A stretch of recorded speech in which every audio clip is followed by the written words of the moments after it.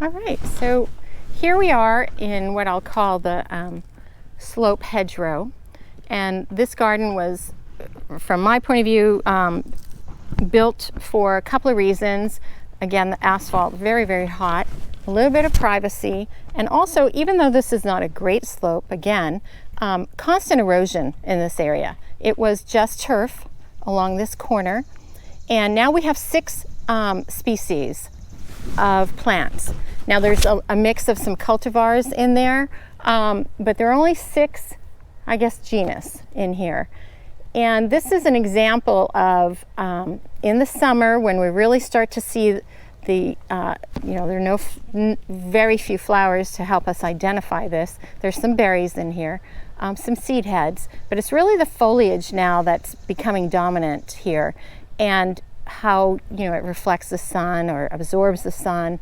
And you can really see those differences, and I really love that aspect of it. Also, it helps me, especially early on when I didn't have an absolute command of some of these plants, to help me identify. And that is just sort of trying to look at the basics, right? Is it alternate or opposite? So that would help me.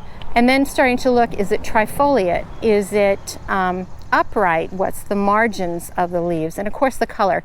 And that's a lot. But if you start just trying to identify that, okay, this plant looks different from that plant, that alone starts to help you manage the garden.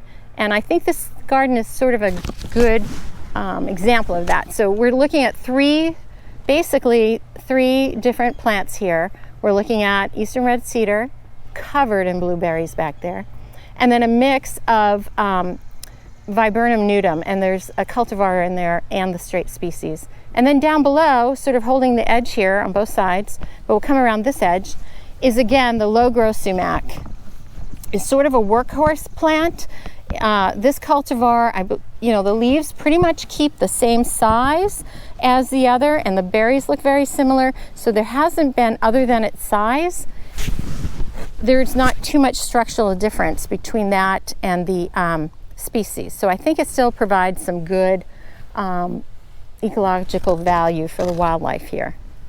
So as you come around the corner now, you start to see, the texture take on a different view, and you can look above. Who's above there? A visitor we don't really want. You can see that vine, and we'll talk about that a little bit later, but I left it there for a reason.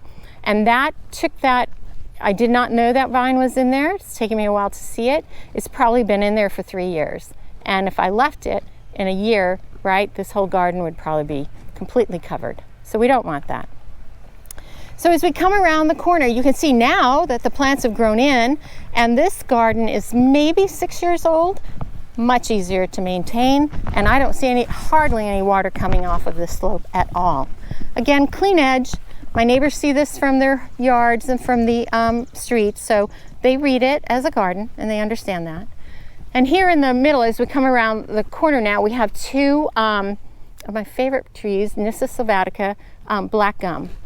And if I missed this, I didn't come this winter to do any, structural pruning, but I'd probably prune the tree up now. It's getting quite buxom, but it is I love that form.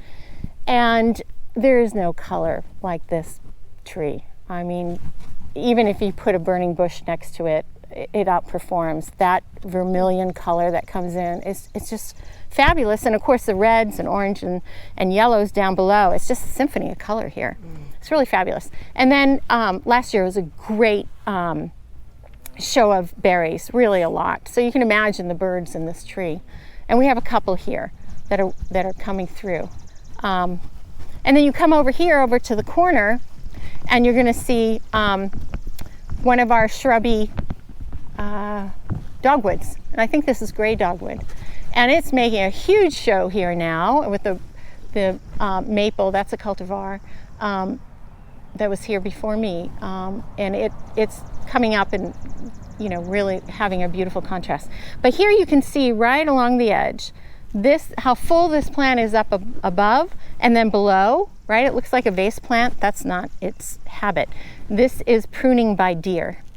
So because I was gone a bit and our dogs went around and no one's, watching it. And just a little bit of spray keeps them away. I sprayed and you can see all the leaves popping right out. So shortly this will be a very dense thicket for them. So this is dogwood. This is a dogwood. This is a shrub dogwood. And you can imagine, you see all the blossoms on here, how many berries are going to be on here. And we see tons of, little flying neighbors inside here that are pollinating, right? So right over here, I just saw there's all kinds of stuff in here. And of course, the birds are in and out of this all the time. We get a little bit of shade and very little water. And so this hill mostly holds, which is great. And then when we come around corner, we're going to look at a little bit more deer damage here. This is a black chokeberry garden, and they really got in here. So they're bounding back. You can see some really beautiful new leaf structure. It doesn't take long, and just a little bit of spray deer defeat on it, once a month. That's it. And so we just put that on our calendar and do it on time. But this whole area, again, the black cherry likes a little bit of water, a little bit of sun, and usually it's quite full and beautiful. But you can see how quickly those deer will decimate a garden.